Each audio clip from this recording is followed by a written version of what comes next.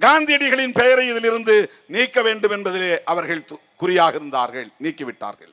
இப்ப புது பெயர் VBG ராம்ஜி தான் பெயர். இவ்வளவு பெரிய பெயர். விக்ஷித் பாரத் VB ஒரு ஐஃபன், ஜினா கேரண்டி, ஆர்னா ரோஜ்கர், ஏனா ஆஜீவிகா, எம்னா மிஷன். அந்த கடைசி ஜி எதுக்கு போட்டிருக்கான்னு தெரியல. Viksit Bharat, guarantee for Rozgar, Ajeevika, mission. இதெல்லாம் இந்தியையும் திணிக்கிறான் மறைமுகமா.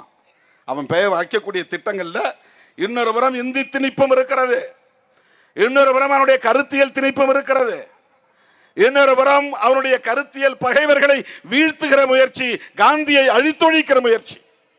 காந்தி பெயர் எடுத்துட்டா காங்கிரஸ் ஒழிச்சிட முடியும். அவனுடைய கனவு அதுதான்.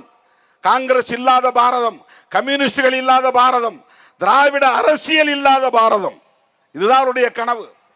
இப்படிப்பட்ட இந்த சூழலில் தான் நாம் இன்றைக்கு ஒருங்கிணைந்து இருக்க வேண்டிய ஒரு காலத்தின் தேவை உருவாகி இருக்கிறது. ராம் ராம் என்று சொன்னவரின் பெயரை மாற்றிவிட்டு ராம் என்று வரக்கூடிய வகையிலே ஒரு பெயரை உருவாக்கி இந்த புதிய திட்டத்திற்கு 125 நாள் நாங்கள் வேலையை உயர்த்தி இருக்கிறோம் என்கிறார்கள். உயர்த்தினால் நீ 100% நீயே நிதியை ஒதுக்க வேண்டியது தானே, 40% மாநில அரசு கொடுக்க வேண்டும் என்று எதற்காக ஒரு செக்? ஏனென்றால் தமிழ்நாட்டை போல எல்லா மாநிலங்களும் பொருளாதாரத்திலே வளர்ச்சி அடைந்திருக்கவில்லை. அந்த மாநிலங்களில் எல்லாம் 40% நிதியை அவர்களால் ஏற்றுக்கொள்ள முடியாது. எங்களால் முடியவில்லை என்று அந்த வேலையை விட்டு விடுவார்கள். இப்போதே நாடு முழுவதும் 100 நாள் என்பது கொடுக்கப்படவில்லை. 20 நாள், 25 நாள், 30 நாள், இப்படித்தான் வேலை வாய்ப்பு. இது ஒரு ஏமாற்று வேலைதான். ஆனாலும் இவர்களின் உள்நோக்கத்தை புரிந்து கொண்ட காரணத்தினால்தான் இவர்களை அம்பலப்படுத்த வேண்டும். இவர்களை ஆதரிக்கக்கூடிய அதிமுக உள்ளிட்ட அரசியல் கட்சிகளையும் மக்களிடத்திலே தோலுரித்து காட்ட வேண்டும். அந்த கூட்டணியோடு சேர மாட்டோம் என்று சொல்லிக்கொண்டே அந்த கும்பலுக்கு துணை போகிற எடுபிடிகளையும் வீழ்த்த வேண்டும் என்கிற அடிப்படையில் நம்முடைய தலைவர், கூட்டணியின் தலைவர், திராவிட முன்னேற்ற கழக தலைவர், முத்தமிழறிஞர் கலைஞரின் கருத்தியல் வாரிசு அண்ணன் தளபதி அவர்கள் முன்னெடுக்கக்கூடிய அத்தனை முயற்சிகளுக்கும் விடுதலை சிறுத்தைகள் உற்ற துணையாக இருப்போம். இந்த போராட்டத்தை ஒருங்கிணைத்த தலைவருக்கு, நம்முடைய முதலமைச்சருக்கு என்னுடைய நெஞ்சார்ந்த நன்றியை தெரிவித்து, இந்த அரசு, பாஜக அரசு இந்த திட்டத்தை திரும்ப பெற வேண்டும். 100 விழுக்காடு இந்திய ஒன்றிய அரசே இதற்கு நிதி ஒதுக்கீடு செய்ய வேண்டும்.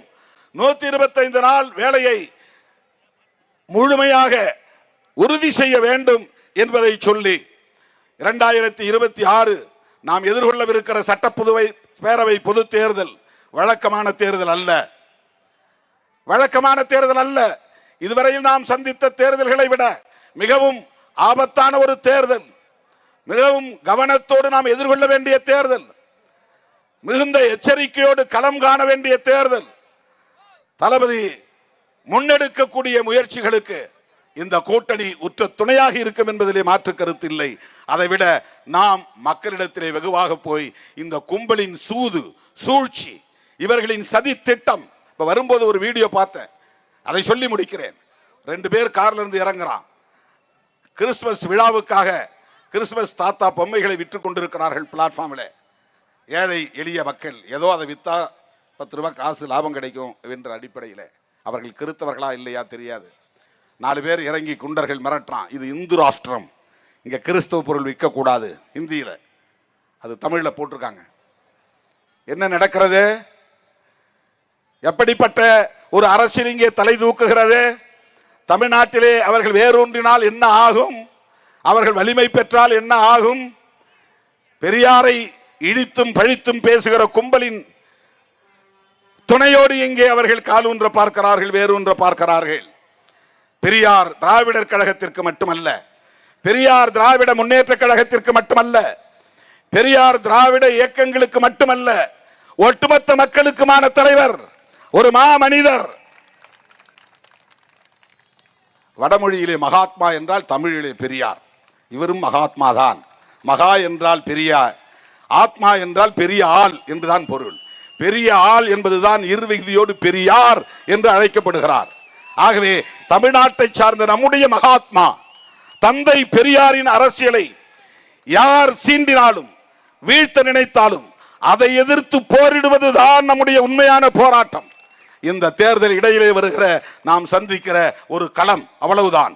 இங்கே பாசிச சக்திகளுக்கு, சனாதன சக்திகளுக்கு ஒருபோதும் நாம் இடம் கொடுக்க கூடாது என்பதை சொல்லி இந்த திட்டத்தை நடைமுறைப்படுத்த வலியுறுத்தி மேலும் தமிழ்நாடு அரசு உரிய, அதாவது காந்தியடிகளின் பெயரை அதே பெயரில் இந்த திட்டத்தை நடைமுறைப்படுத்த சொல்லி தமிழ்நாடு அரசு, தமிழ்நாடு முதலமைச்சர் முன்னெடுக்கக்கூடிய முயற்சிகளுக்கு துணை நிற்போம் என்பதை சொல்லி வாய்ப்புக்கு நன்றி கூறி முடிக்கிறேன். நன்றி, வணக்கம்.